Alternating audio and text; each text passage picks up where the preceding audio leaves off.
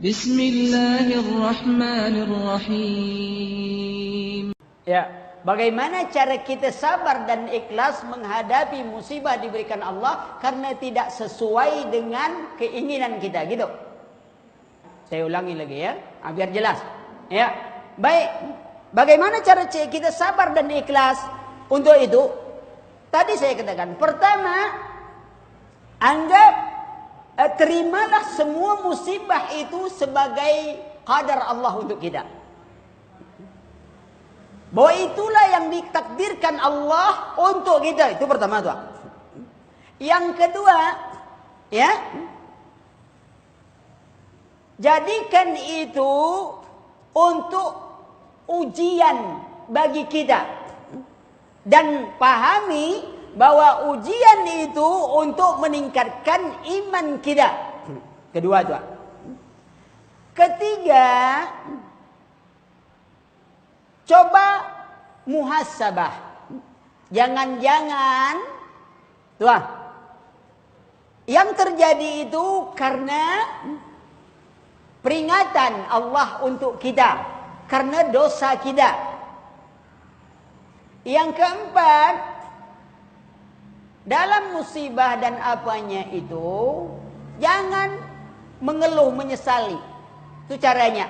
Allah, ya Allah, saya ini udah ngaji, ya, kok dikasih musibah lagi. Dulu saya belum ngaji tak sakit, setelah ngaji sakit. Tidak sabar namanya itu. Terima itu keadaannya. Nah, berikutnya berdoa dan berharap kebaikan yang lebih baik. Dan kelima atau keenam, apa itu? Ya, lihatlah orang yang di bawah, orang yang lebih kuat cobaannya daripada kita. Apa kata Nabi? Ya, salah satu meringankan beban musibah itu adalah membayangkan bagaimana beratnya ditinggalkan oleh Nabi sallallahu alaihi wasallam. Orang kalau cintanya kepada yang dicintai, lihat sahabat Umar bin Khattab, bagaimana beratnya ditinggalkan Nabi. Ya. Nah, kita bayangkan ketika kita dihadapi musibah, musibah itu akan hilang kalau cinta kita besar pada Nabi. Kenapa? Beratnya kita meninggalkan Nabi. Sehingga ada seorang wanita, saudaranya mati, meninggal, wafat, syahid, keluarganya, bapaknya, apanya, ya. Ketika ditanya, yang ia tanya habis perang cuman Nabi, bagaimana keadaan Nabi? Ternyata Nabi selamat dan baik. Ya Rasulullah, kalau berita keadaanmu itu sudah baik, itu sudah menenangkan sejiwaku. Dan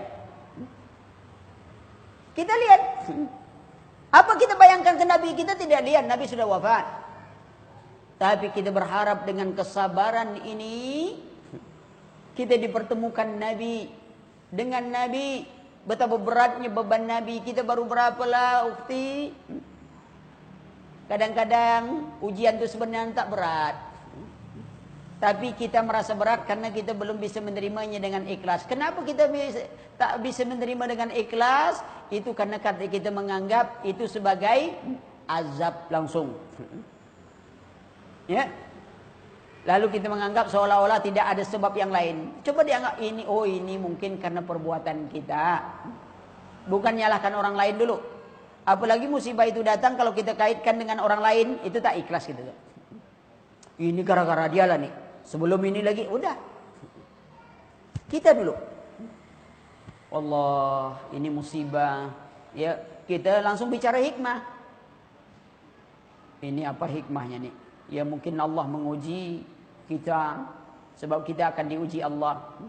Berat ujian kini, coba antum bayangkan beratnya ujian Yasir. Ammar bin Yasir.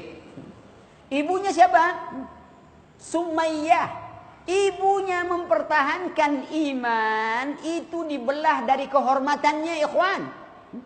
Ya ukhti, mana ada azab hari ini seperti itu? Maaf bicara, sebagian riwayat menyebutkan dibaringkan sang ibu ditombak dari kehormatannya sampai tembus ke kepalanya. Kita apa? Kita tak pernah membayangkan beratnya ujian orang dahulu. Nah, itu kita bayangkan. Menekan pada kali awal seperti tadi. Sabar itu pada kali as-sabru inda sadamatil ula. Kesabaran pada kali pertama. Nanti akan jalan. Seperti orang main gelombang kecil. Awan dulu, sabar, oh ini dari Allah. Untuk rasakan itu. Ya, rasakan kenikmatannya kalau kita kembalikan semua kepada Allah. Yang masalah berikutnya adalah bagaimana kita menanamkan keikhlasan. Yang seperti itu, ikhlas itu biasanya bisa ditumbuhkan dengan selalu menyembunyikan amal. Solat malam kita, tangisan kita, jangan suka ditengokkan ke orang. Kalau nak nanam ikhlas, kita selalu udah disorot nangis, baru ramai-ramai nangis. Tak ada sorotan berhenti nangis. Coba bangun malam, solat, nangis di hadapan Allah. Kalau perlu sang istri nangis, suami tak tahu. Suami nangis, istri tak tahu. Kenapa dia merahasiakan? Semakin banyak rahasia kita dalam amalan-amalan soleh, terutama amalan sunnah. Ya, kalau solat wajib kan tak perlu rahasia, sebab kita solat wajib di masjid. Tak mungkin antum solat wajib cari tempat tersembunyi-sembunyi, berarti solat sendiri antum. Ya, katanya rahasia Ustaz. Dah, ini solat ibadah-ibadah sunnah utamakan untuk disembunyikan. Adapun ibadah wajib, zakat wajib. Gimana antum mau menyembunyikan zakat antum? Orang harus dibagi ke orang, ya. Tapi ada amalan-amalan sunnah yang lain, ya. Nah, itu diantara beberapa cara. Semoga ini bisa memberi manfaat. Ada lagi? Wah. Ya tak apalah, batu esnya masih ada.